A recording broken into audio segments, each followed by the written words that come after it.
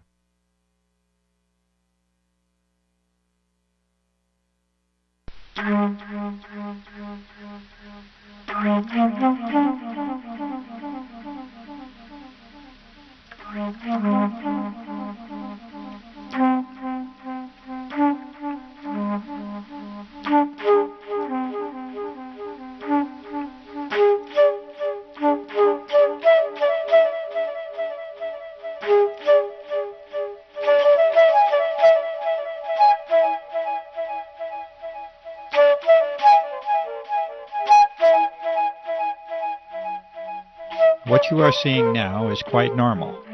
These contrails are the trademark of high-altitude aircraft since the close of World War II. You notice that the condensation disappears fairly quickly, much like your breath on a cold winter day. This is as it should be, and as it has been.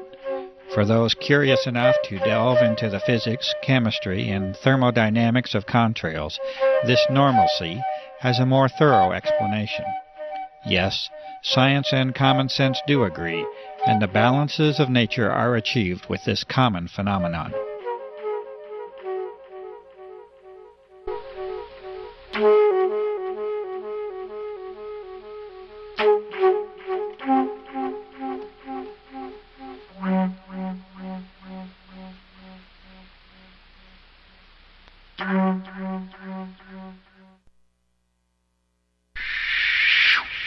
And now we must take a different turn, a turn to explore an unusual world that now surrounds us, and yet a world that many of us remain unaware of. The atmosphere of this planet has been changed, and you are now being introduced to one of the main causes of that change. The aircraft at the upper portion of the screen is leaving a normal contrail, and it vanishes as any trail of water vapor is expected to. But beneath it you see an aircraft emission that is stationary, thick, continuous, and persistent, and it must eventually be concluded that it is not primarily water vapor. The environmental conditions for each trail are not exceptionally different from one another, and yet the result and impact from each trail is entirely different. The only logical way this can occur is if the trails themselves are very different from one another, and indeed they are. The majority of the footage that you are now seeing has been filmed in the high desert regions of New Mexico. This is an arid environment with very low humidity levels. It is, in fact, a classic region for conventional contrail formation. Contrails themselves can and do form easily in a low humidity environment. In the past, the passing of a short-lived contrail in the high, clear desert sky was an innocuous and frequent occurrence. Cold and dry conditions, exactly those conditions that are normally found in the upper atmosphere, are extremely favorable to contrail formation. The humidity levels of the upper atmosphere are actually relatively low, and is one of the very reasons that most clouds occur in the middle of the troposphere, being the lower portion of our atmosphere up to an altitude of approximately 7 miles or so. As this examination of our atmosphere continues, we will be now required to consider 4 types of events or phenomena. In addition to the customary existence of clouds and contrails, we must now consider a new entry, that of the aerosol. An aerosol is a solid particle in suspension, either in a liquid or a gas, and in this case we are considering the atmosphere as the gas to study. The aerosols will manifest in 2 primary forms, as an aerosol emission from aircraft and as an aggregate or collection of aerosols in the atmosphere. A suitable term for this collection of aerosols is an aerosol bank. It is known now that the persistent trails that form the subject of this film are primarily solid in nature and origin, and that they are not predominantly water vapor. A brief explanation of cloud formation will help us to understand why this is so. Clouds, that is, normal clouds, require 2 fundamental elements to form, particles and moisture. Clouds are not suited to form in especially clean air. They require particulate matter, called condensation nuclei, that act as a base for water vapor to adhere to. The size of these nuclei, for the process to be effective, must be extremely small. The size of these nuclei are on the order of sub-micron. For comparison, a human hair is 60 to 100 microns thick, and an asbestos fiber is a couple of microns in thickness. The other essential component for normal clouds to form is a minimum level of humidity. From numerous sources, this minimum is on the order of 70% relative humidity. Notice that the requirements for cloud formation and contrail formation are already entirely different from one another. This is because they are entirely different phenomena based upon entirely different physical principles. Contrails can and should form readily in clean, cold, and dry air. Normal clouds, on the other hand, require higher moisture levels and a particulate or aerosol base from which to develop. The radical transformation of our sky as a direct result of aircraft activity now forces us to address an entirely new set of conditions. Aircraft are now repeatedly dispersing materials into the upper atmosphere at flight altitude, roughly from 35,000 to 40,000 feet. These materials expand rather than evaporate, and they usually transform into an unsightful haze that over the recent years has decreased our general visibility down to ground levels. One of the remarkable facts is that this commonly now occurs at very low levels of relative humidity, on the order of 30 to 40%, instead of the 70% or greater that is associated with cloud formation. And so we know now that these are not clouds in any conventional sense.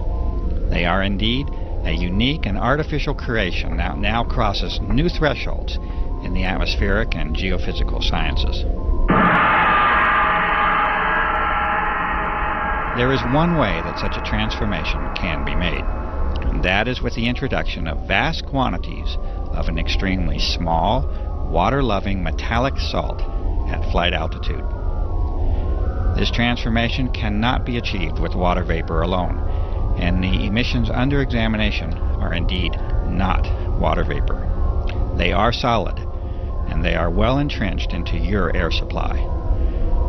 These important conclusions are at the very heart of the aerosol operations that are being disclosed here.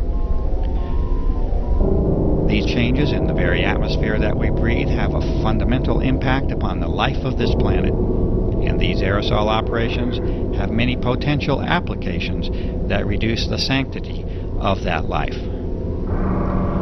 These operations are being conducted. They are being conducted without your participation or your informed consent. They are affecting your life, the lives of those you know and love, and the very life of the planet itself.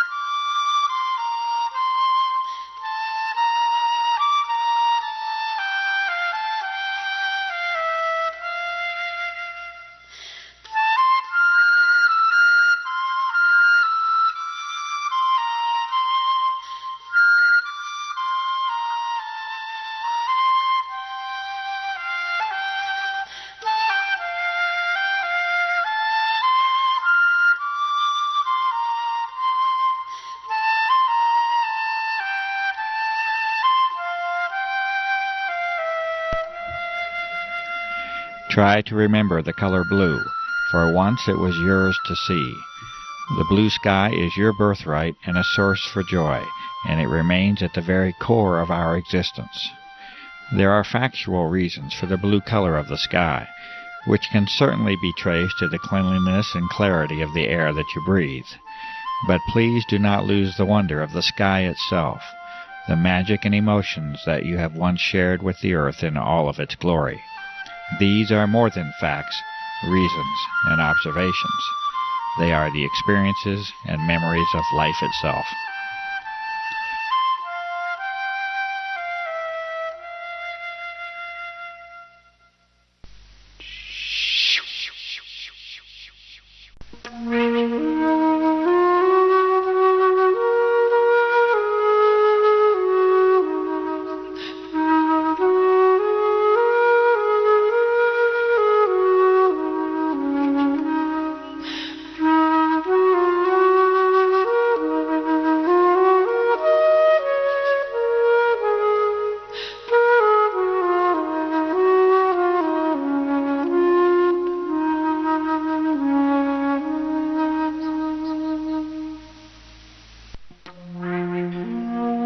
You can no longer see blue now, at least not in the same way that many of us know and remember. Your horizon has largely turned to white, and there is a very good reason that this is so. These fine, solid materials, or aerosols, are now in your way, and you will see clearly no more. The source and origin of these aerosols is now abundantly clear, and the aircraft operations have now made their mark upon this planet. It is a mark that you must now live with, and that you must now breathe, and that you must bear the consequences of.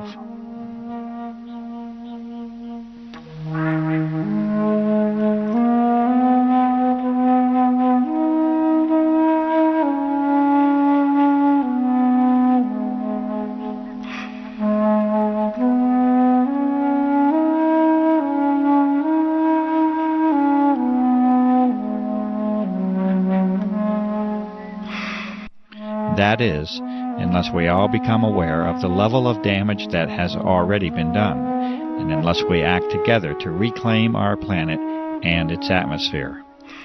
These images were taken in what was once one of the cleanest locations on the Earth, and that is the high desert of the Southwest.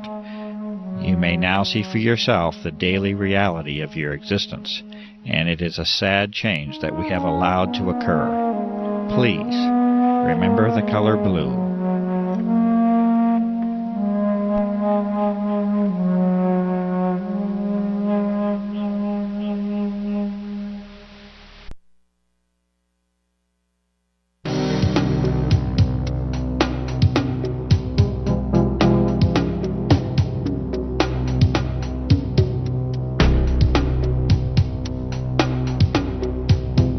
In the early part of 1999, A website under the name of www.carnicum.com was created to call attention to the unusual events and effects surrounding aircraft activity over the southwestern desert skies of the United States.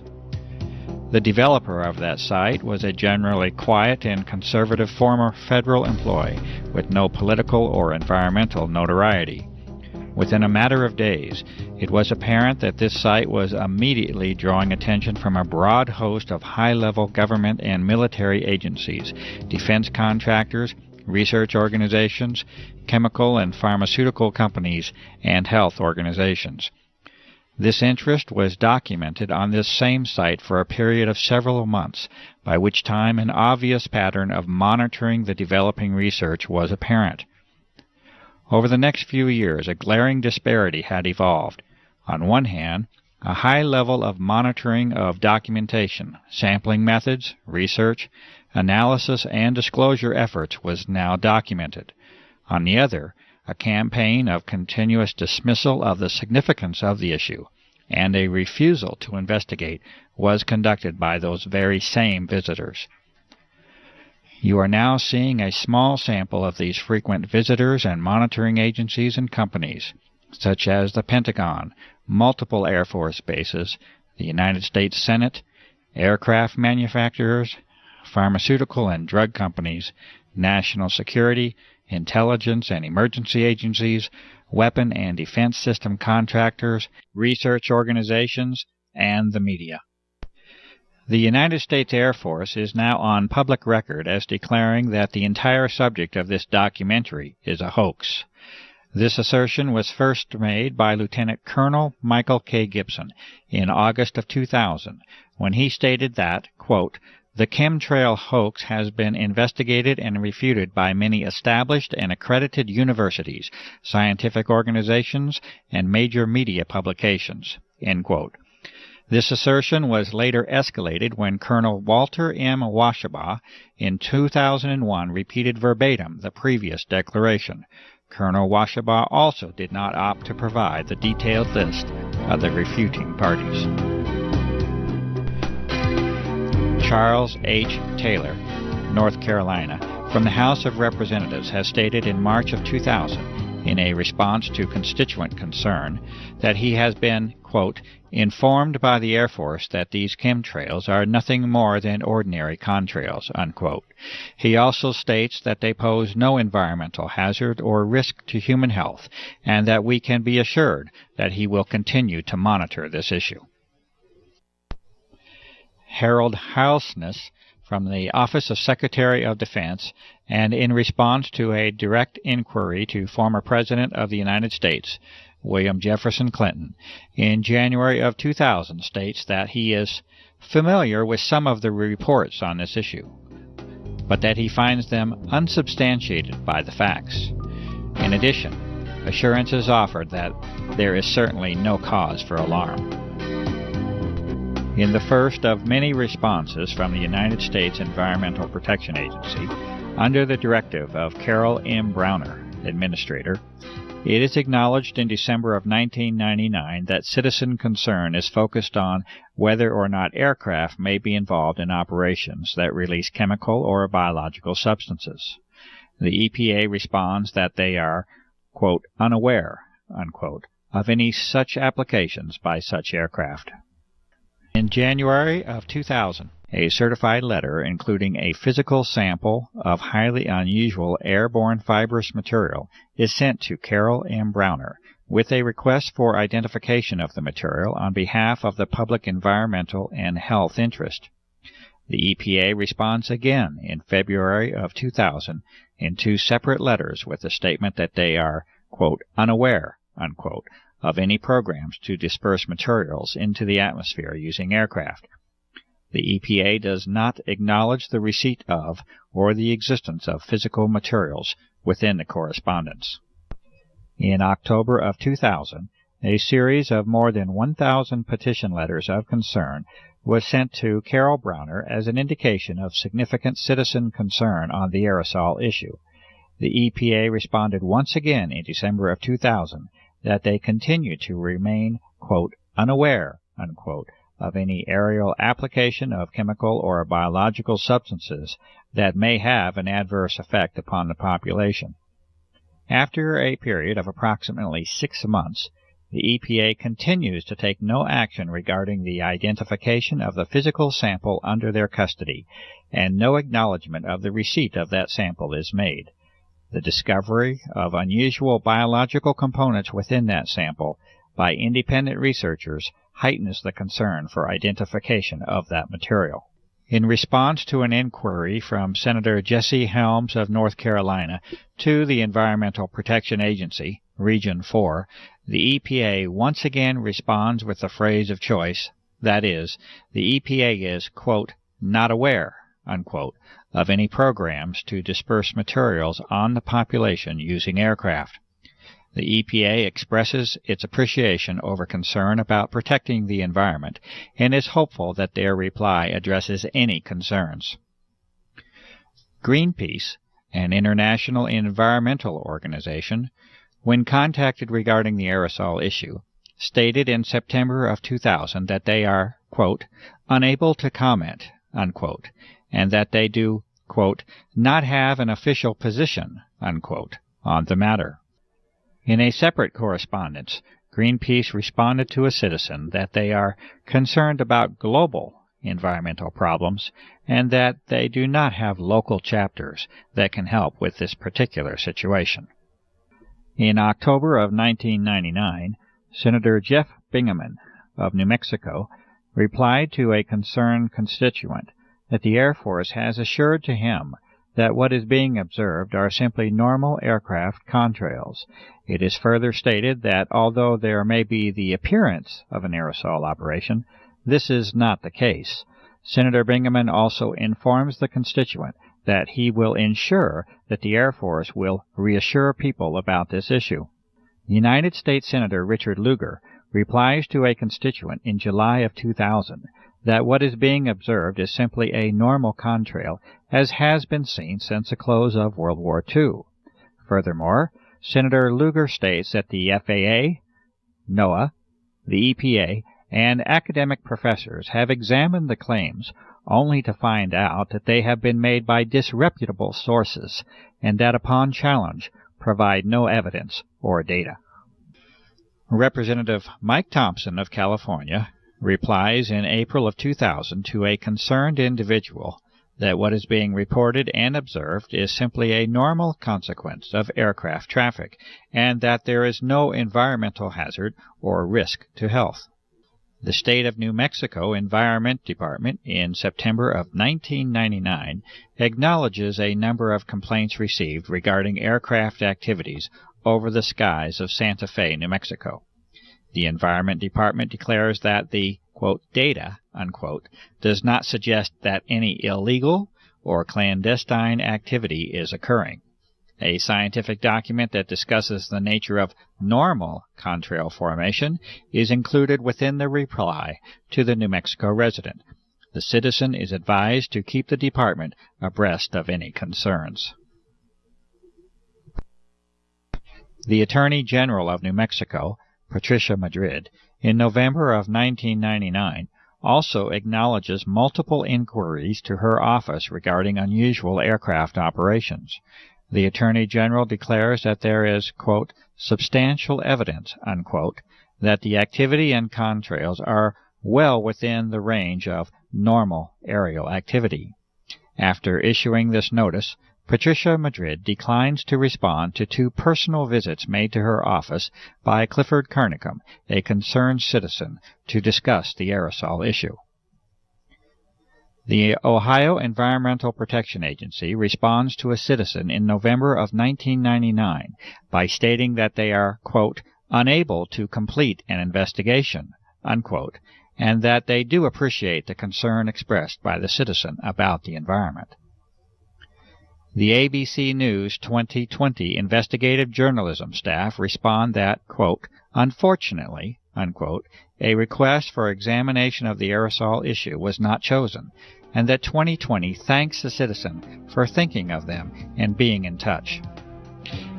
And in June of 2001, 1.5 years after the original submission, the United States Environmental Protection Agency acknowledged the receipt of the unusual fibrous physical material. This acknowledgment followed a Freedom of Information inquiry on the topic submitted by a citizen.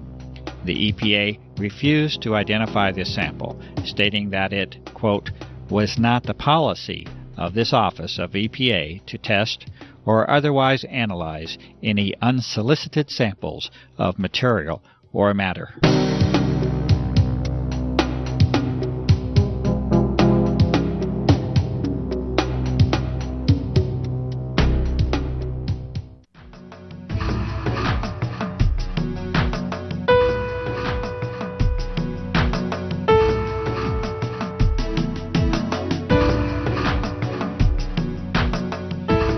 Since the beginning of 1999, a series of more than 36 scientific, physical, observational, and analytic methods have been used to examine the dramatic alteration of the atmosphere that has taken place. These tests have been conducted with much labor, time, and expense. They have been conducted with very limited resources and equipment, much of it requiring original construction, development, or modification. What follows is a partial presentation of these sampling methods.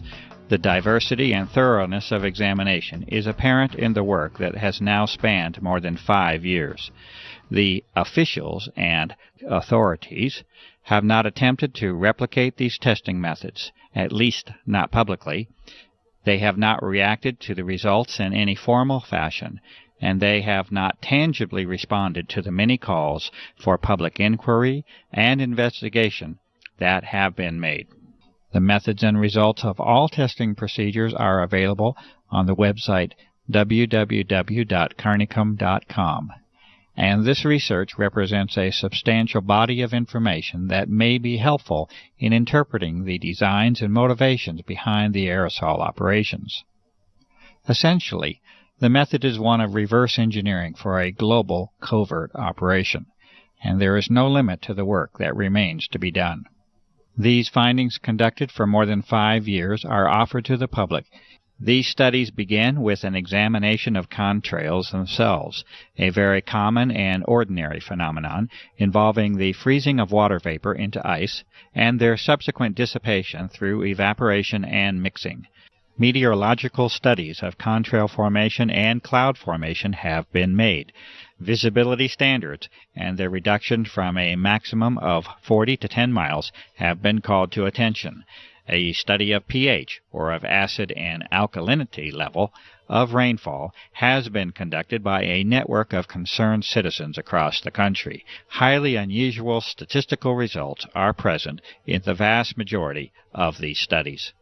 Telephotos have been captured in the earlier phase of operations that directly show emissions from aircraft that are in complete defiance of any normal contrail formation. These unusual emissions are not a result of environmental conditions. They originate from the aircraft and can be shown in these cases to have no dependence upon even the engines of the aircraft. HEPA, or high-efficiency particulate air filters, have been used in various states to directly filter the outdoor air in repeated tests. Some of the materials found include the repeated presence of unusual filaments, a gel formation, crystals, and powders.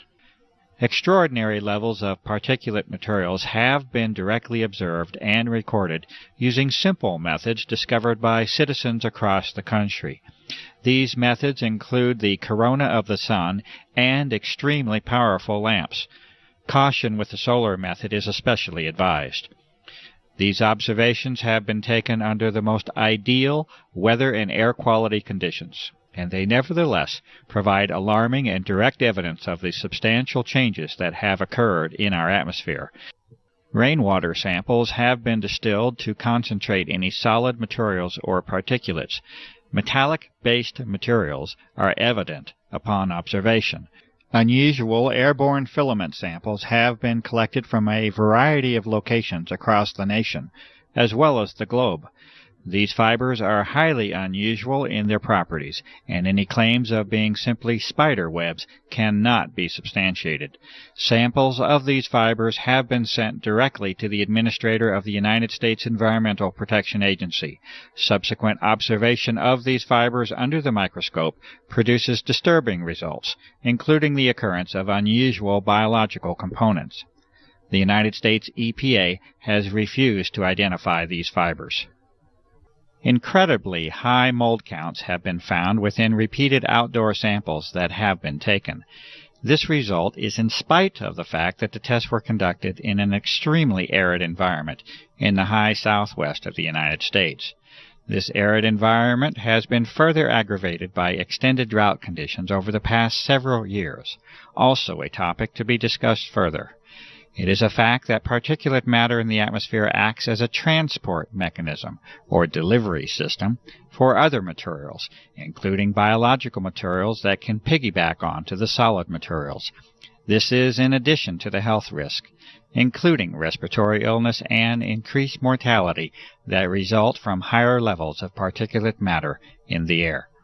It is also a fact that must be reported, despite the disturbing and alarming implications, that unusual and unexpected biological components have been repeatedly identified in a variety of atmospheric samples across a wide geographic area using a variety of techniques. The fibrous material sent to the United States EPA is especially unsettling, as it was later shown to contain biological components under the review of a medical professional.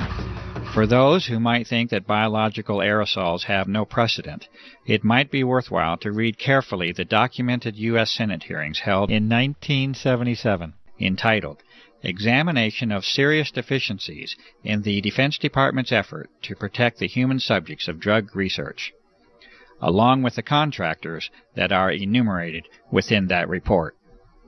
A variety of electromagnetic devices have been developed and used. This investigation has resulted from the plausible hypothesis that the atmosphere has now been modified into what is called a plasma state, or an electrified gas. Testing has produced a variety of indications that this hypothesis is indeed correct, and that the atmosphere is regularly being used for electromagnetic applications. ELF energy is of special concern because of its direct connection to the health aspects of the electromagnetic nature of human beings. Artificial pulse energy appears to now have been detected on a variety of occasions, and evidence indicates that it is now a part of our unseen environment. Electrolysis methods have further confirmed the existence of unexpected ionizing metallic salts within our atmosphere. Radar anomalies also continue to point to the presence of an altered electromagnetic environment. The testing and sampling methods and results that you have just witnessed are necessary due to the abject failure of the public environmental authorities to respond appropriately to the many requests for investigation that have been made by countless citizens. The responses of the so-called officials and authorities has already become painfully apparent.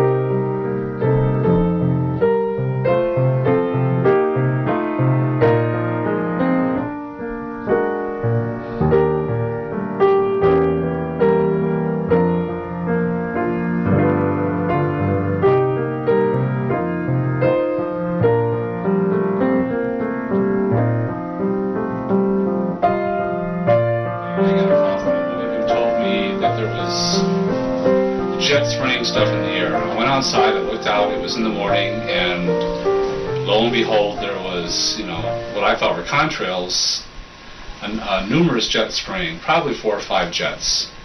The contrails were not dissipating, they continued in the air, and I watched. Actually, I was horrified because I'd never seen anything like this before, as it continued all day long.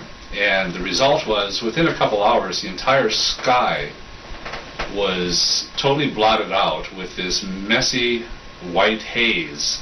I started documenting after I discovered that nobody was paying attention, and that even people who would look up and acknowledge that they see the same thing, they weren't at all concerned about it. They didn't think that it was anything of importance. And when I moved to Santa Fe, one of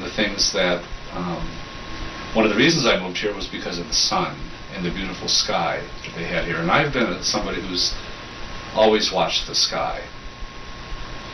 And the sky here was deep blue and beautiful, and it was something that gave me energy. It was just something that just elevated my spirit every time I saw it, no matter how bad my day was going. If I could get outside and see that beautiful sky and those big fluffy white clouds, everything was okay.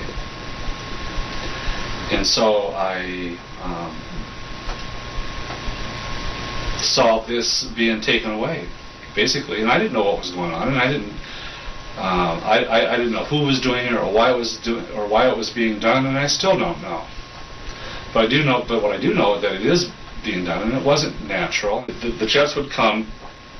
I know enough of, I have a degree in science. I have a doctorate in science, so I consider myself to be maybe not an expert in this particular thing, but I know how to look at things, and I know that that if you pass natural sunlight through a substance and it gives off a color, it usually identifies that substance. There's no two substances that give the same color in solution.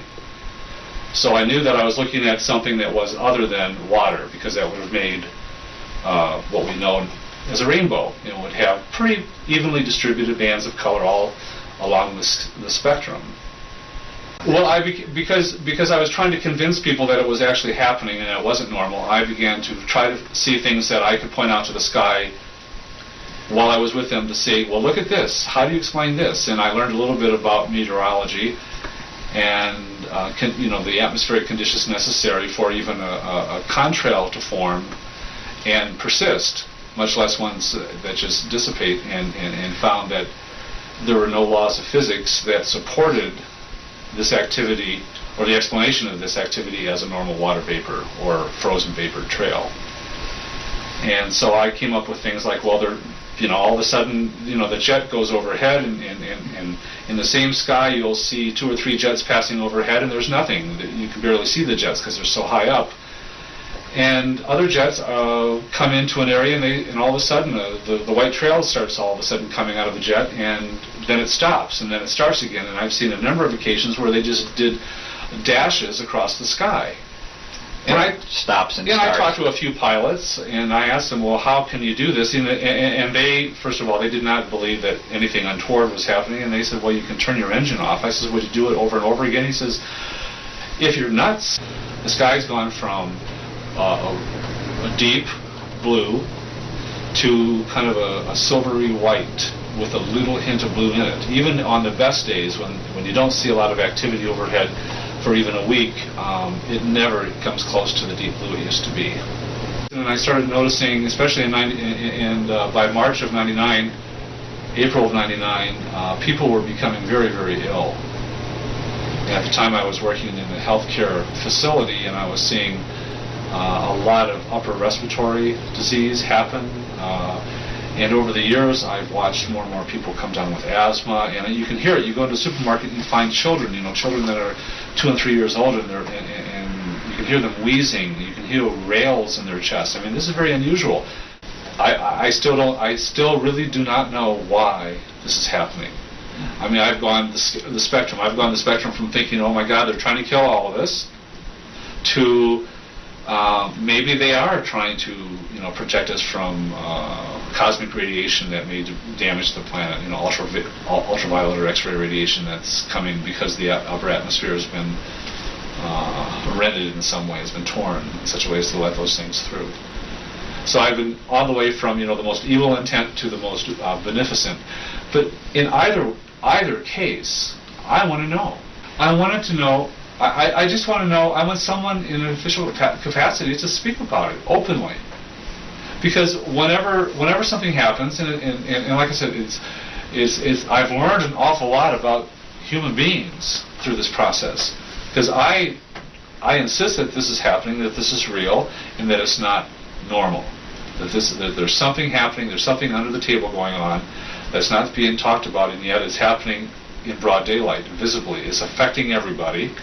It's certainly, it's no longer the joy it used to be to go hiking in the mountains, to go outside to ride my bike. I've had more upper respiratory and lower respiratory and sinus infections and health problems in the last 5 years than I have in all my life combined. And so that's part of my concern, and also a lot of the people that I care about have been very ill. But in terms of, are they going to stop it because the public is concerned? Well, the public is going to have to get really, really concerned in a very, very big way. And the thing that, I mean, now that's a cynical view. A paranoid view is that, well, if the public does have a big outcry against this, well, we already know they can blatantly spray us with whatever the hell they please, and it could be, you know, they could put, you know, put us to sleep or something, you know, they could put something in, you know, some tranquilizers or something. We'd just be walking zombies. In a lot of ways, I think a lot of our population are walking zombies. I mean, the general lack of the ability to think critically about anything outside of one's own personal life, safety, football games, is astounding to me. The hopeful view is that they're going to stop this at some point during my lifetime so that I can see blue skies again. And you know what? I've never ever had that feeling before until this started, that there's actually one thing I want to see before I die, and that is a really deep blue sky.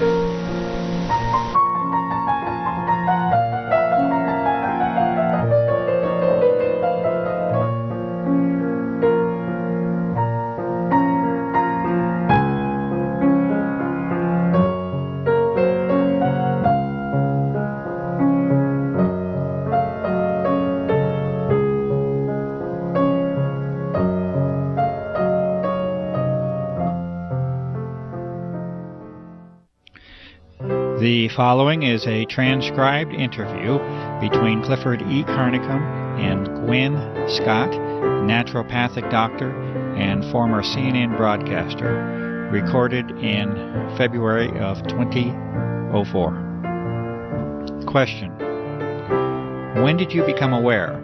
When did you find out? How did you find out about the existence of these operations, and whether they are real or not?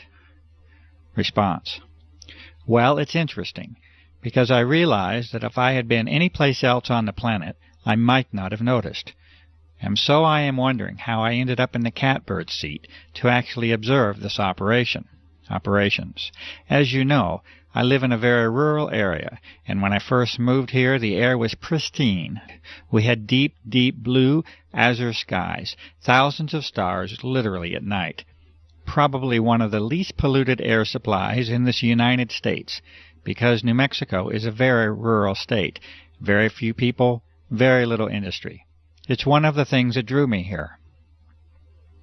So here I was sitting, reading in front of a 5-foot by 5-foot bay window one day, and I see these jets. I assume they're jets. They're high and they're going fast, and they're not leaving the little 2-inch things that I'm used to seeing. They're leaving those huge plumes through the sky that spread out, and by 3 or 4 in the afternoon, it's foggy. It's so thick I can't see the mountain range. I can't see anything. And it's been continuous and ongoing ever since, to the degree now that the skies are so degraded that we never see deep blue skies anymore. Stars at night are hard to find. Everybody is getting accustomed to the pale blue, often white skies that we live with. But I see them going over, and I've taken hundreds of photographs showing this is not your normal contrail that should dissipate. Question: you notice a distinct change then from the 1990 era? Response: distinct is not the word. Dramatic, devastating, you can pick out any adjective you want. It is dramatically changed, the atmosphere. Dramatically. Yes, extremely distinct. Question: you live on Native American Indian land here. What is the sense of and the reaction of the Native American community to what is occurring? Well, it's interesting. I figured if anybody would pick up on it, it would be the Native Americans. And so I immediately went to friends of mine in the community and said, "Have you guys noticed?" And they are like, "Oh yes, we know absolutely what is going on." In fact, all 13 of the Pueblo governors had a meeting in secret to discuss it, what they would do. Would they come out and protest it openly? What would they do? And after this meeting they determined the following things. No, they would not. That it was just another dumb thing the white guy was doing, and at that point I don't think they understood the true significance. But now I think they do. But more importantly, that people wouldn't believe them. Or if they did believe them, would think it was only happening in this very confined space, and it really didn't affect them, and they were concerned for the gaming, that people wouldn't come to the casinos and things because they would think that just this area was experiencing it. So they voted unanimously to not say anything. Question. So even the Native American community did not show the level of independence or the level of assertiveness to make this an issue? Response. It was heartbreaking to me. But they're a little more philosophical, too. One of the medicine people that's a friend said to me, "You know, this has been prophesized. We call it the death winds. We always thought that it would be nuclear fallout. But maybe this is the death winds." They have a very skeptical view anyway of what the white man's intentions are. Comment. And with good cause. Response. And with good cause, and with history behind it. So, and they've also lost every battle, basically, they have fought that way. But I think as more and more of them get sick, and they are, there is maybe a wider awakening that this is really, really serious. Question. You have a background in the world of journalism, and specifically broadcast journalism. Can you talk a little bit about that background? And also the relationship of the media to what is occurring, what has failed, what has worked, any efforts that you have made to motivate the media to involve themselves in this, to cover this issue. Response. Yes, well, you and I are friends now, so you know that I was in broadcasting for 30 years. I worked for all 3 affiliated networks, ABC, NBC, CBS, in many of the larger markets, and I culminated my career as an anchor at CNN and Headline News. So the medicine part of me was kind of going along as my passion, and so I made my living and had my career as a broadcaster, and any free time I had was spent studying the medicine, because that was where my true heart lay. So I have over the years a lot of really good contacts in some pretty high places in the media.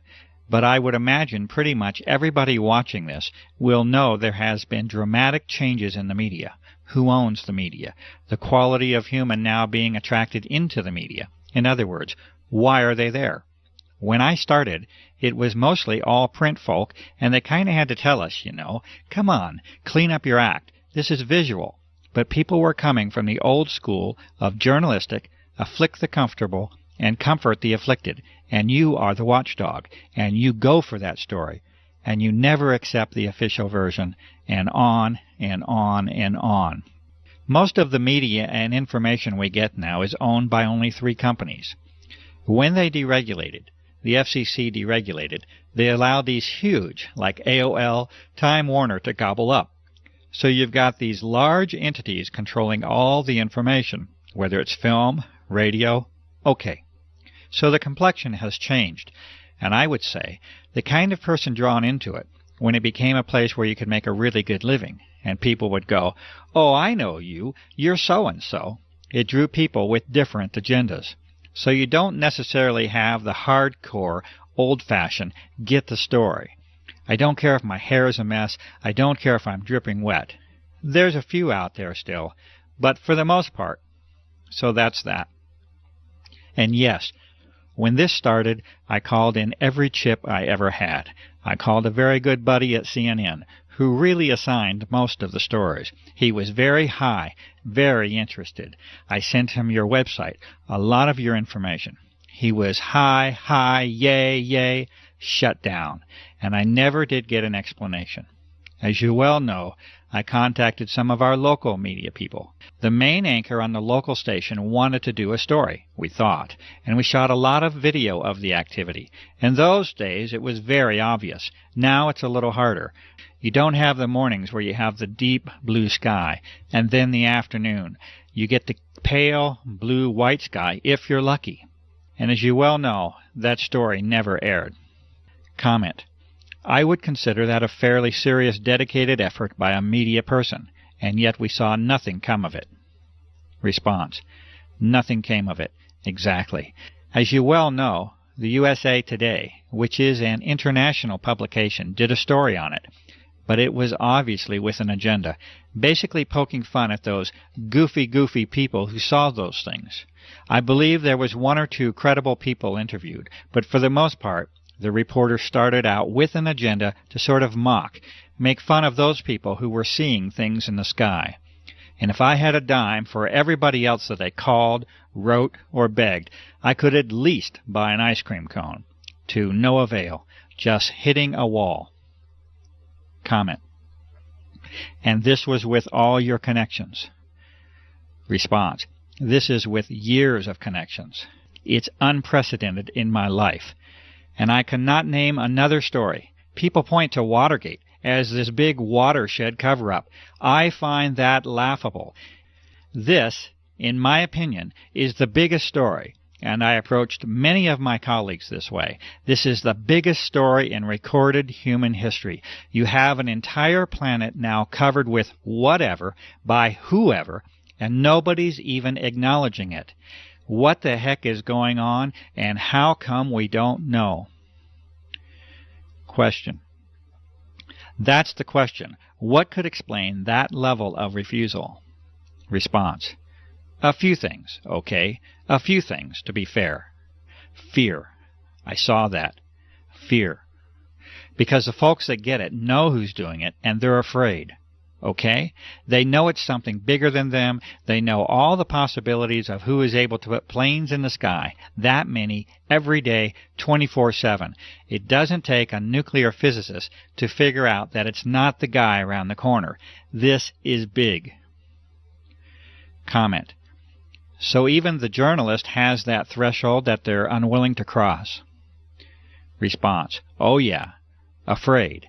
And the few that are left who do catch on to it and say, wow, I want to do this story, like we were just discussing. They hit a wall somewhere, and I'm never told where it is. I don't know if it's the news director. I don't know if it's a station manager. I don't know who. But they hit that brick wall, and it goes away.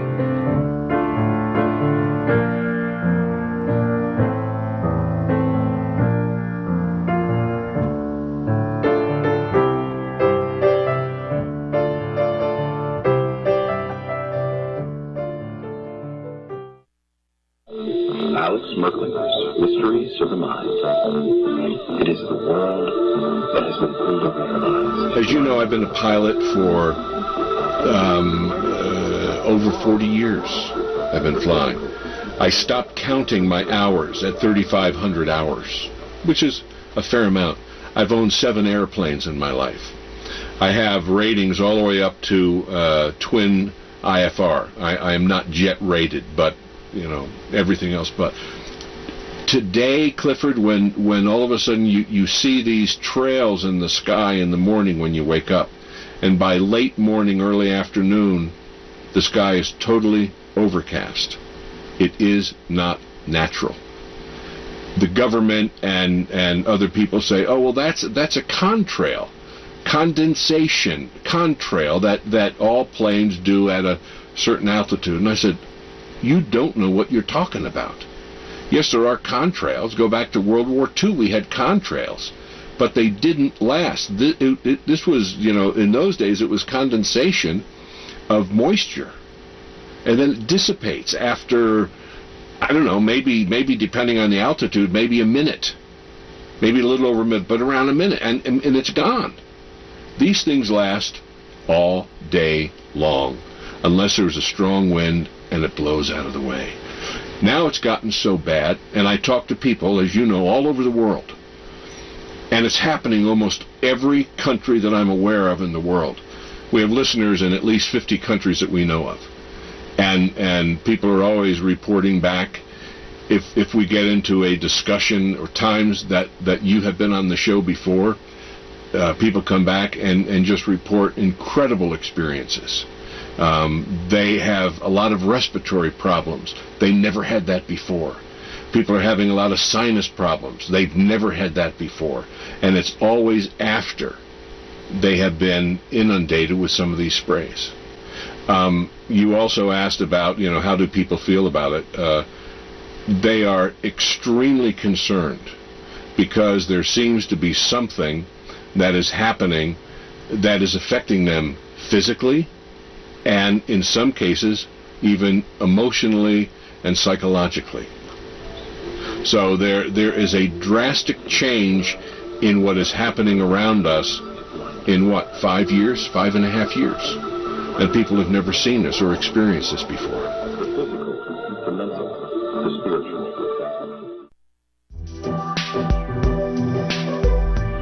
Clifford, it's so good to be on tape in person with you on this subject. I know before we couldn't show my face, we couldn't hear my voice because I was under contractual agreement. I'm no longer under that contractual agreement. So I can be here in person, and that feels good.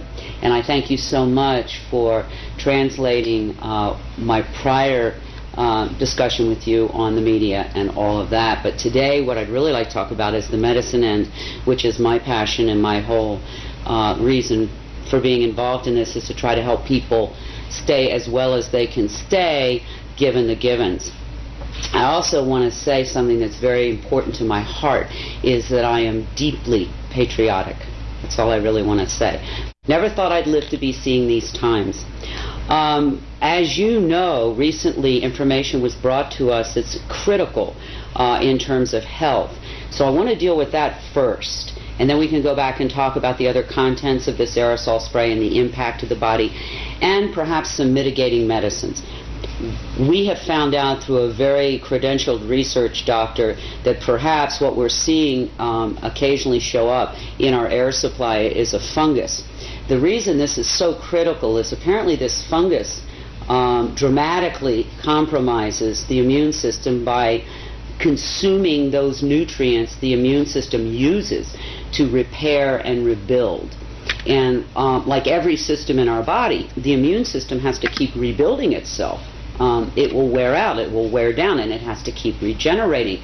If it doesn't have those nutritional tools to do that, your immune system becomes dramatically compromised, unable to deal with any kind of invader. That's why I think we're seeing so many more colds and flus than we've seen in the last 5.5, 6 years, than we've seen in a long time. I know in my clients, these things are like epidemic. Sinus infections, colds and flus. That's on the lighter side. On the heavier side, we're seeing a lot more cancers and some very devastating disease, implying an extremely compromised immune system. Part of that has to be this fungal kind of invasion because, as I said, this fungus eats the nutrients that the immune system uses to rebuild itself. People say, well, what do you do about a fungus? Well, there's some things that we know that are very good natural medicines for fungal invasions like that. Garlic kills fungus pretty much on contact. The Chinese mushrooms, reishi, shiitake, maitake, particularly in extract form, have been have a lot of efficacy. Caprylic acid, which you can find in any health food store. There are a number of things, and finally colloidal silver, we know, is a major antifungal. So when people are looking at their bodies and saying, why am I always feeling kind of run down and tired, it may be we're being told now that this person is looking at the blood of many, many people, and in almost everyone this fungus shows up in their bloodstream. So that's something we can take care of. If it becomes something in the lungs, we can do the tea tree oil inhales. We also know that we're getting a lot of particulate heavy metals, all of which not good for the body. And I'd like to just quick run through them. There are potential damage to the body, but then also some mitigating medicines we can do. We know that there's some aluminum in this, and we also know that aluminum, unfortunately, can cross the blood-brain barrier. And we know through research it's been correlated to diseases like Alzheimer's. If not so extreme, certainly short-term memory loss. So, sad to say, the blood-brain barrier does not recognize aluminum as a toxin and lets it go through into the brain. The good news is, if you have enough what are called essential fatty acids in your system, your brain has the ability to take that metal, aluminum, and push it out of the brain into your hair. And I think that's why so many people who are getting hair analysis are seeing high concentrates of aluminum in their hair. It's the brain doing its job trying to get this toxin out. Some good essential fatty acids that you can consider are flaxseed oil, evening primrose oil, and most recently brought to me very profound is krill, K-R-I-L-L oil. It's a fish oil that's fairly pure. These essential fatty acids allow the brain to get rid of that aluminum. We also know that barium is part of the mix, and barium, besides being a carcinogenic, knocks pretty much all the potassium out of your body. And I'm seeing in my clients a lot of muscle weakness, a lot of heart palpitations, all related to either a complete loss of potassium or way too low level of potassium. So we know, since we're bringing barium in and it's knocking the potassium out, we need to supplement more potassium in. And I would say, for anybody who's listening to me, the responsible thing would be to say, to share whatever you decide to do with your healthcare practitioner, because if you're on certain medications, it can contraindicate. But these are just general guidelines and information for people, not prescription, not diagnostic. Yeah. There is also apparently some titanium in this mix from your research, again another heavy metal, and magnesium. And for a long time I could not understand why that would be a bad thing, because we're always encouraging people, to take some magnesium in. However, my brother, who's a physicist, accidentally gave me an answer that I had been seeking 2 or 3 years, why I was seeing so many blood clots and thick, sticky blood platelets. And it's epidemic now, and constantly running commercials for blood thinners and on and on. Well, he tells me when you combine an aluminum ion with a magnesium ion, it clots the blood. So we have both of those in this mix. My personal choice is ginger root for blood thinning. I take ginger root capsules every day. There's also an herb called ginkgo biloba that also thins the blood. But this is a very important cautionary. If anybody is on a pharmaceutical blood thinner, do not add in any of these other remedies, because you can get your blood so thin that if you cut yourself, your blood won't clot. So it's dangerous.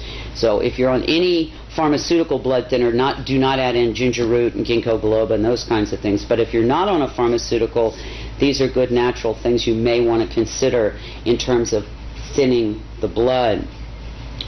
And then there's I get this question all the time. People say, well, what can we do, to mitigate some of this? I mean, it's in every breath I take. That's something I think is hard for people to understand. This is not something previously I could say to people, please don't eat margarine. Please don't drink tap water. These things are not good for you. I cannot ask people not to breathe.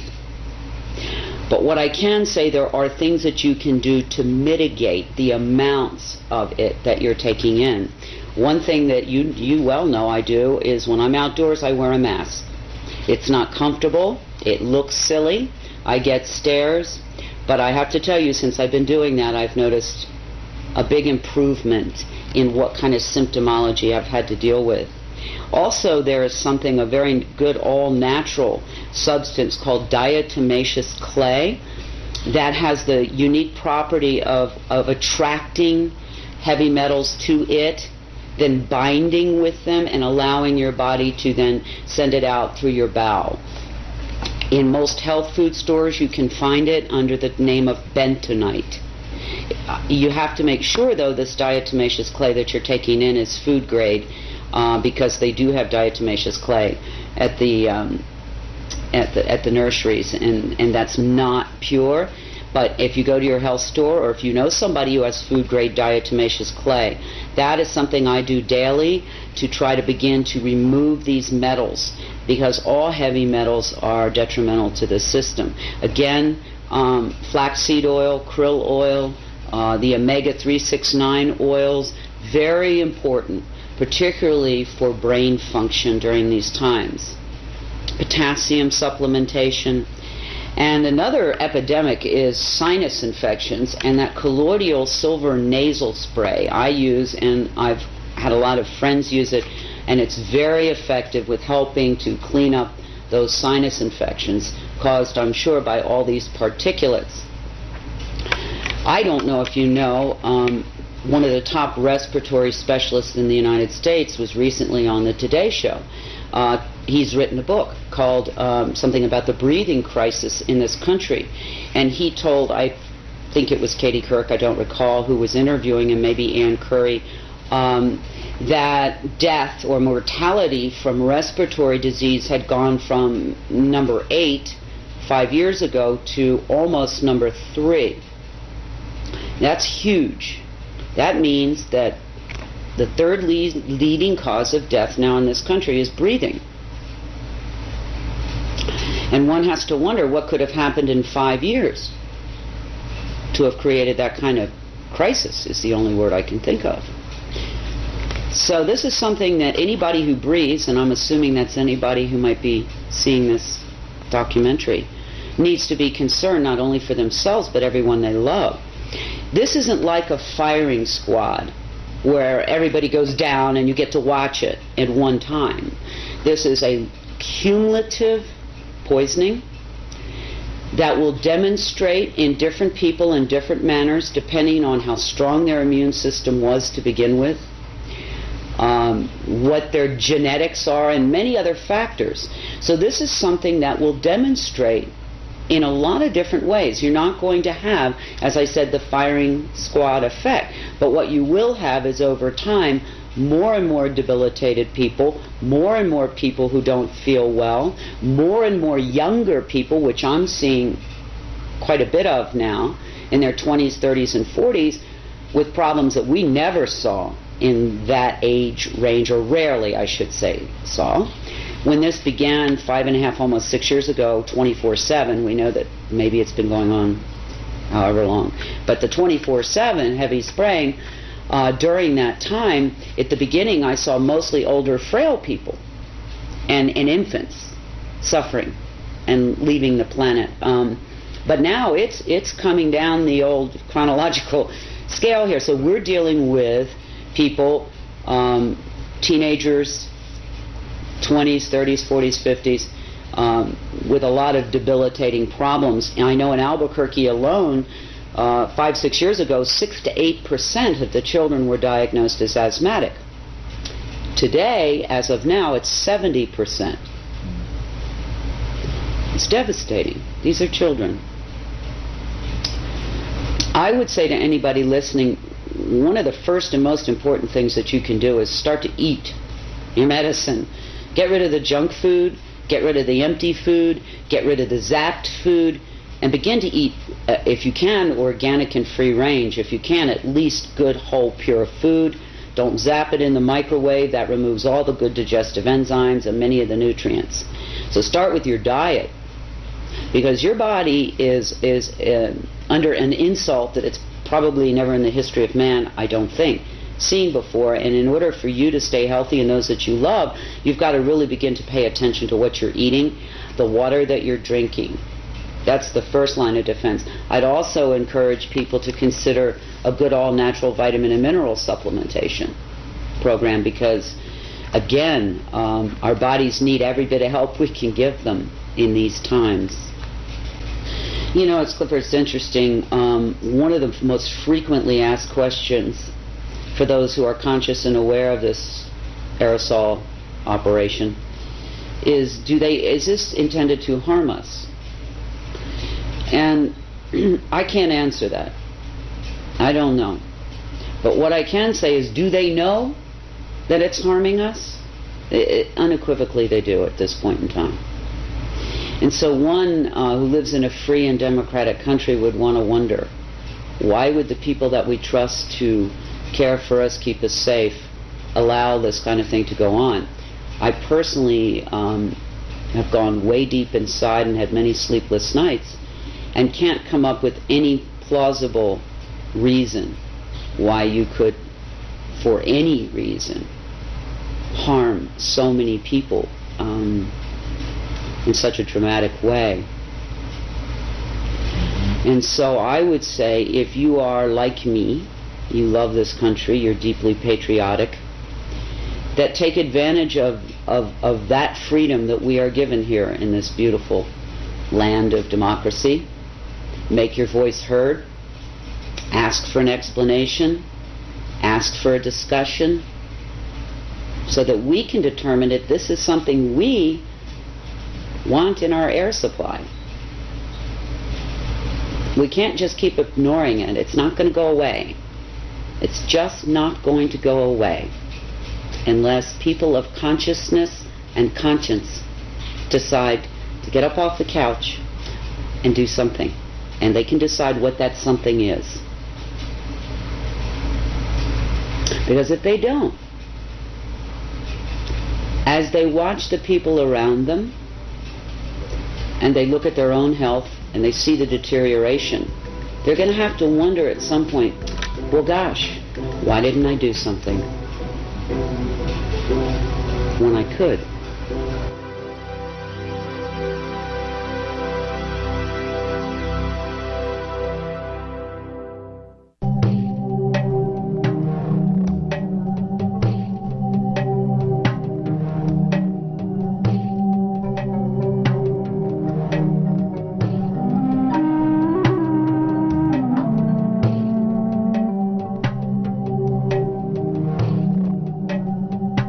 After confronting the reality of the changes that have been made to the planet, it is a natural question to ask, why? Why would anyone want to? And who would want to alter the very air that we all breathe?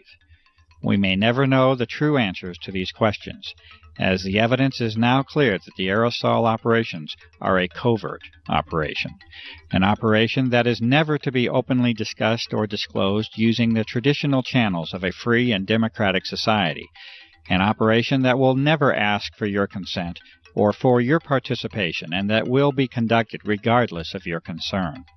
The answers, especially as to why, do not appear to be simple or restricted to a single purpose. The more that is understood about the nature and potential of the operations, the more complex the picture appears. What can be done, however, is to use the vast body of evidence that has been collected at a grassroots level to make interpretations that are at least consistent with this data. This has been done, and there are now 5 major areas of endeavor that are in agreement with the observations, data, and analysis that extends for more than 5 years. These are: number 1, environmental engineering, modification, and control; 2, electromagnetic operations; 3, military operations; 4, biological operations; and 5, planetary and geophysical change itself. These areas are not mutually exclusive to one another. There is an overlap that can make it difficult to discern where one program may start and another end. It is quite possible that any, and indeed likely that many or all of these operations are being conducted concurrently. What can be done within this brief segment is to explain how and why these types of programs are consistent with the broad spectrum of evidence that is now available to examine. First, with respect to environmental engineering, modification, and control, the evidence now shows that the very physical nature of the atmosphere has been changed. The best information leads to the conclusion that a hygroscopic, or water-seeking salt, is a dominant component of the aerosols that have been introduced. It is also an observation that has been confirmed over and over, and this is that the operations frequently, if not usually, are conducted in advance of approaching moisture and storms. These salts have the usual effect of locking up that moisture with the solid particles, and to generally reduce the impact of, frequency of, and the amount of moisture that reaches the ground. This is one of the simplest interpretations that can be made that is supported by countless observations, and this is that the moisture levels of weather systems have been altered. It may be no coincidence whatsoever that drought is now commonplace and widespread, and that the moisture of the planet is becoming an increasingly precious and sought-after resource. There are those who make claims that the aerosol operations have an intended, benevolent objective to mitigate the effects of global warming. It is also apparently accepted within that same claim that it is best that such an intention not be internationally discussed in public, and that you are best off not knowing about it. Unfortunately, the data does not support the contentions of benevolence that have been made, and in fact the majority of the data can be considered to have detrimental and potentially disastrous consequences to the life and ecology of this planet, including humans. Furthermore, the vast majority of elements and substances under examination will actually increase the heat levels of the lower atmosphere rather than decrease it when they are placed into it. This is exactly what the observations themselves support, and that is that drought conditions are exacerbated and aggravated by the introduction of the aerosols and not mitigated, as many might choose to believe. In addition, there are many more complicated aspects of environmental control that are possible with the use of conductive aerosols, including the modification of the electrical nature of the atmosphere, as well as thermal instabilities induced by interactions with the magnetic field of the Earth. Storms depend upon the electrical exchanges that take place within the atmosphere. Lightning is the result of electrical imbalances that occur in the electrical fields between the Earth and the atmosphere, altering the collection and distribution of rainfall, interfering with the electrical exchange of energy and producing thermal or heat instabilities. All of these point to a very realistic assessment that environmental modification and control is likely a fundamental agenda within the aerosol operations.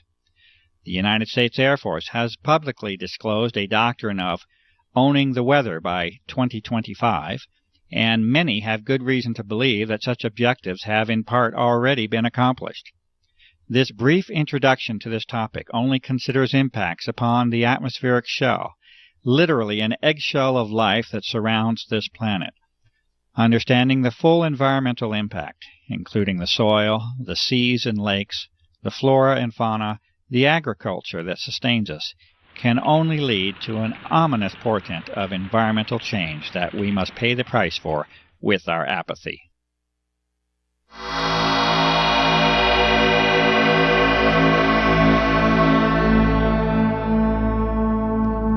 Not only are the moisture and heat characteristics of the atmosphere altered with the introduction of aerosols, but the electromagnetic properties have likely been changed as well. An ion is a charged electrical particle, and all of the data supports the claim that massive amounts of easily ionized particles are another important part of the grand geophysical picture. There are some elements that can actually become charged with the energy from ultraviolet light and even visible light in some cases. Barium is one such element that falls into this category. The implications of being able to modify the atmosphere electrically and magnetically are enormous, and a variety of physical methods that are used to transfer, manipulate, control, and propagate energy in that medium must then be considered. As an example of how a small change can produce a major effect, consider the following statement from Lancaster University in the United Kingdom on the topic of the ionosphere. Quote, "Although less than 1% of the upper atmosphere becomes ionized, the charged particles make the gas electrically conducting, which completely changes its characteristics. The ionosphere can carry electrical currents as well as reflect, deflect, and scatter radio waves." Unquote. What we see, therefore, is that a small change in the electrical properties of the atmosphere, be it the upper or now lower atmosphere, completely alters the way in which that shell around the Earth can be used. This concept introduces us to the topic of plasma physics, which may be more in the grasp of common understanding than might first be believed. Most of us are familiar with a neon or fluorescent light tube. This is a perfectly common example of what plasma physics is about. In that tube, there is an ionized gas, and energy can easily be sent through that tube to produce the effect of light in that case.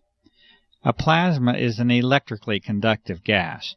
This means that there is a source of ions and electrons within that gas, and that these electrons can be used to carry current.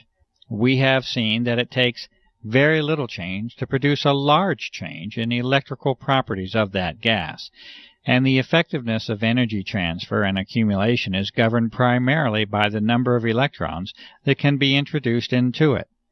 The term that describes this is electron density, and it becomes increasingly important in our understanding of the likely goals of the aerosol operations. Multiple measurements of atmospheric conductivity levels, extremely low frequency and very low frequency radiation, as well as magnetic variation, support the claims made that the basic electrical properties of our atmosphere have been changed. These two physical properties alone that have been mentioned, that of thermodynamic and electrodynamic change, have the prospect of changing our world so much that even the most conservative of environmentally aware individuals should be aware of the prospect for disturbance and damage. Changes in heat and energy are at the foundation of the life of this planet and all those who dwell upon it.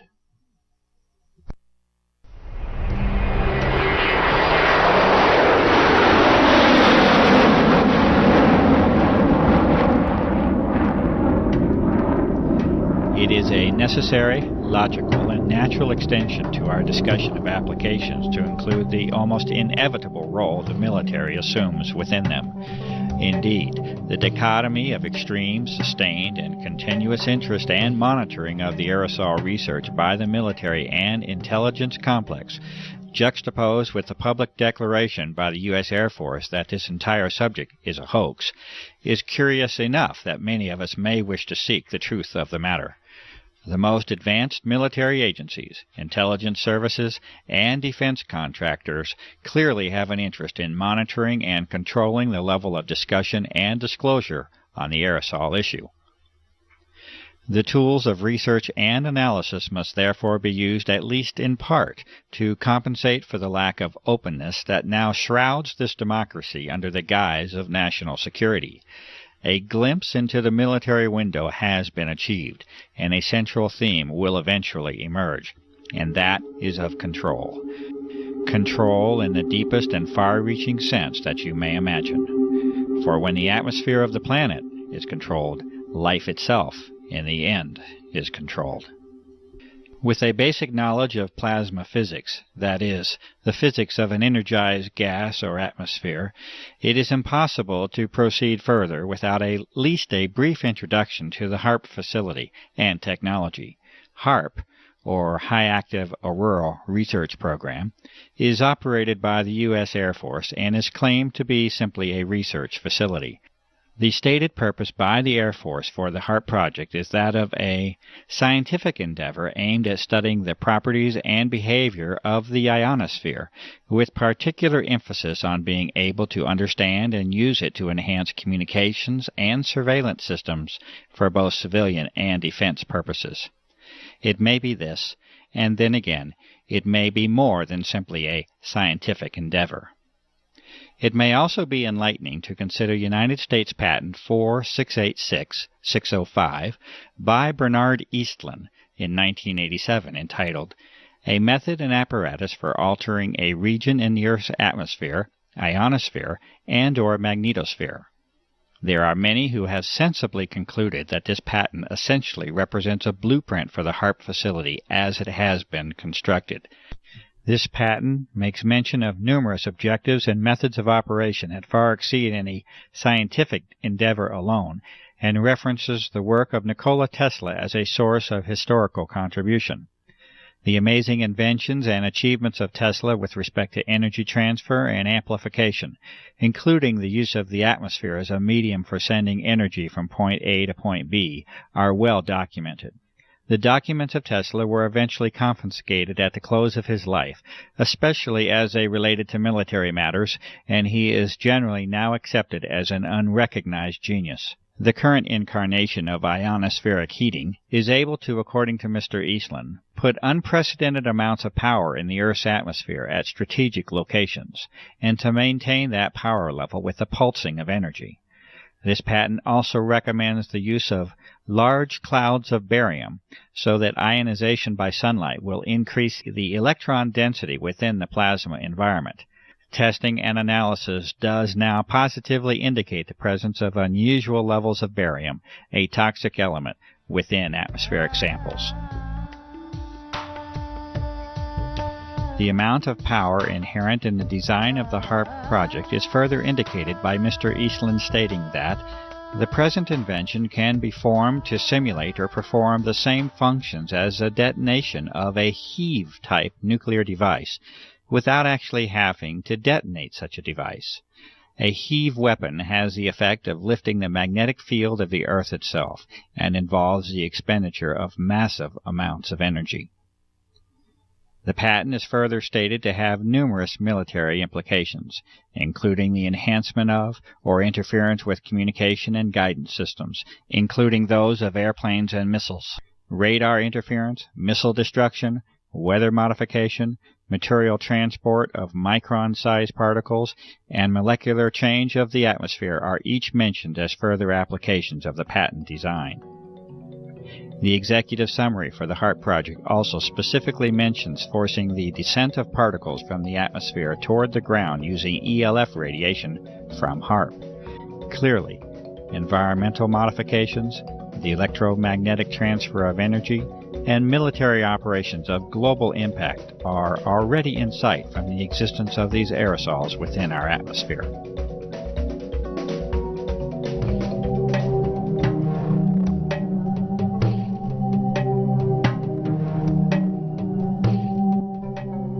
In 1977, the United States Senate held hearings on the subject of biological testing by the Department of Defense on human subjects without their informed consent. In the opening statement, Senator Kennedy identifies the key issue of the hearings, the known use of Americans as unwitting human subjects for open-air germ warfare testing conducted in the public domain by officials of our own government. Furthermore, he poses the critical question, should a democratic people cede to its government the full responsibility of determining when secret tests on unwitting subjects are necessary to protect the nation's security? It appears that this key issue was never truly addressed, and that, almost 30 years later, this responsibility is no longer a question that is even being posed to the public. It is a fact, however unpleasant and distressing the consideration may be, that biological components have been repeatedly identified in a series of tests of atmospheric samples over a period of several years. The U.S. Environmental Protection Agency has refused to identify physical material that has been demonstrated to contain biologicals of this same form. These components appear to involve the use of desiccation, freeze-drying, and aerosol distribution methods, exactly the same methods itemized within the private contractor listings of the Senate hearings. Evidence further indicates that extremely advanced biotechnical methods are likely to be a part of the development and delivery process. To date, no professional or public medical professionals have attempted to duplicate the test methods and results, and the evidence continues to be provided only through independent citizen activism. Acknowledgement and response to this evidence by all public officials remains lacking. There is currently no prospect of government hearings on the aerosol issue, and the reality of the evidence continues to be denied by public officials.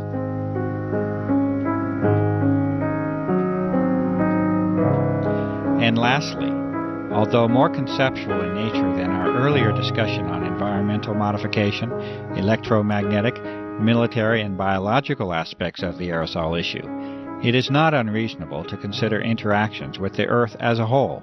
It is not impossible that there may be connections between the energy levels of this altered plasma of the Earth and geophysical processes, including Earth changes. There has been increased attention in recent months by prestigious scientific organizations, mainstream media, and the Defense Department itself on dramatic Earth changes that are foreseen in the not-too-distant future. These discussions center on major climatic change and geophysical field changes, such as the magnetic field. Under disclosure is the likelihood that these changes occur much more rapidly than was previously supposed. It is at least a theoretical reality that a plasma sheath around the Earth can accumulate energy. This originates from the combination of increased electron density and low-frequency energy propagation. There are many questions that can be asked as to how and if this energy can be harnessed to affect the Earth. The many abnormal Earth changes already on the record during the recent years certainly offer a motive for examining the energy transfer between the Earth and the now altered atmosphere.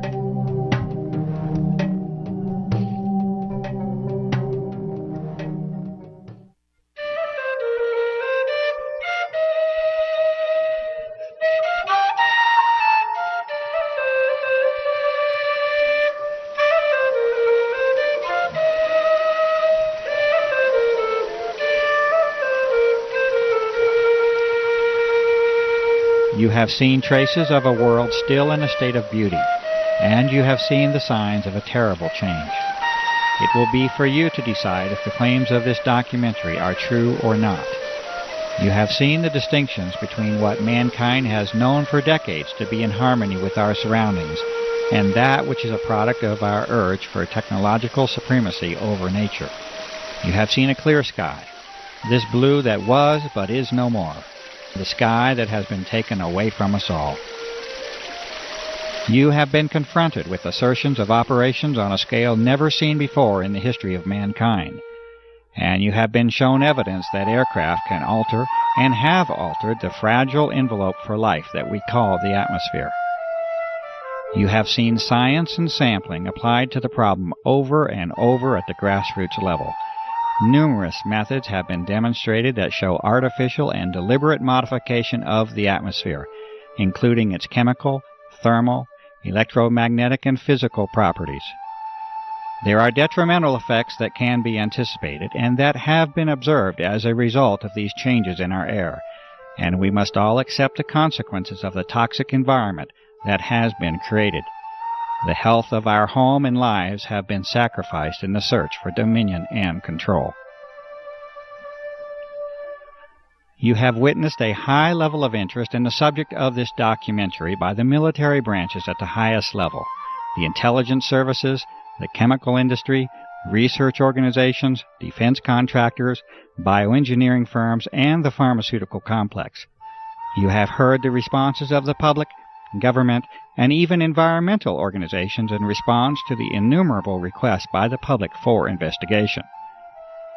These responses repeatedly revert to describing phenomena that are normal and commonly observed, while denying and dismissing the extraordinary observations that sensible and reasonable citizens have called attention to. There has been a sustained campaign to ridicule and discredit the cumulative efforts of years of research, activism, and devotion by countless individuals acting from the motive of concern for the health of this planet and its inhabitants.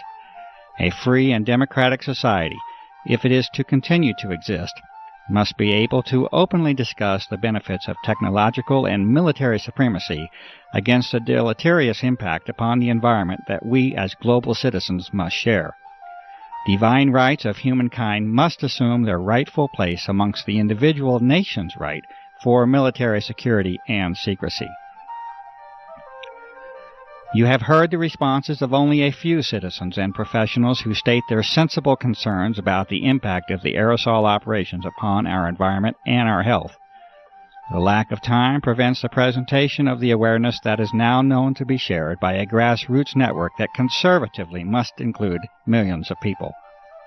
The extent of this awareness across national boundaries is apparent, and this network is of global proportion.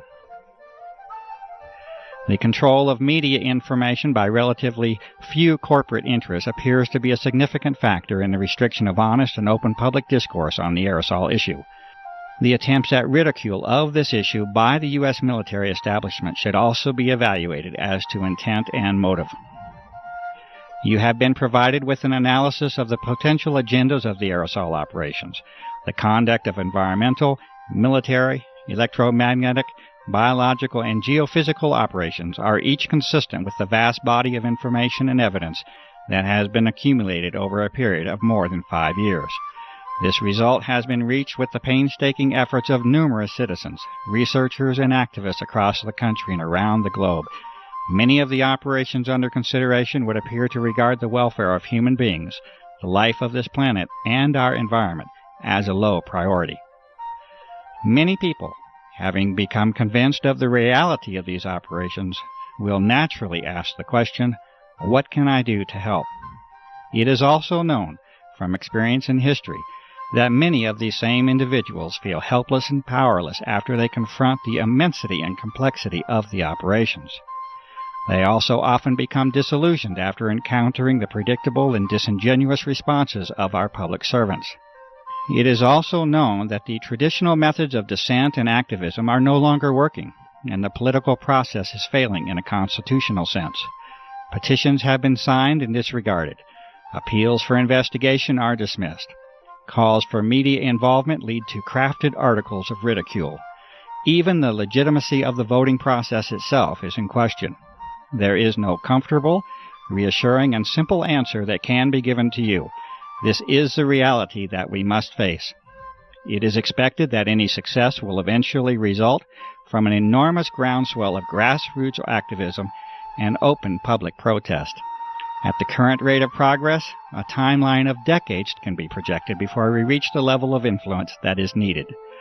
The sober counter-reality is that the health of this planet is not likely to give us such a generous allowance of time. Our atmosphere is our lifeblood, and like the proverbial frog in the warming pot of water, we are acting obliviously to our own demise. You will have to use your talents and resources, your gift of life, to help this planet. The role of this researcher has been to give you the best information of what is believed to be the true nature of the aerosol operations. You will have to determine your role and exercise that role while you still have the opportunity to do so. If you are a professional, you must inquire into the ethics of your profession and answer the questions of public service that accompany it. If you are a citizen, you must participate. If you remain silent in the hope of preserving your freedom and security, you are almost certain to lose both. The doctor, the journalist, the scientist, the lawyer, the politician, the environmentalist, the activist, the author, the filmmaker, the fundraiser, the organizer. You must all assume your roles openly, publicly, and quickly to offer any real hope for our survival. I make this appeal to you. This documentary is a not-for-profit venture. It has been made with an appeal to you personally in mind. It may be freely copied in its entirety and distributed. No individual is permitted to distribute this documentary with a profit motive. It has been created for the benefit of the public. Please help us to restore and regain the world that you know can exist.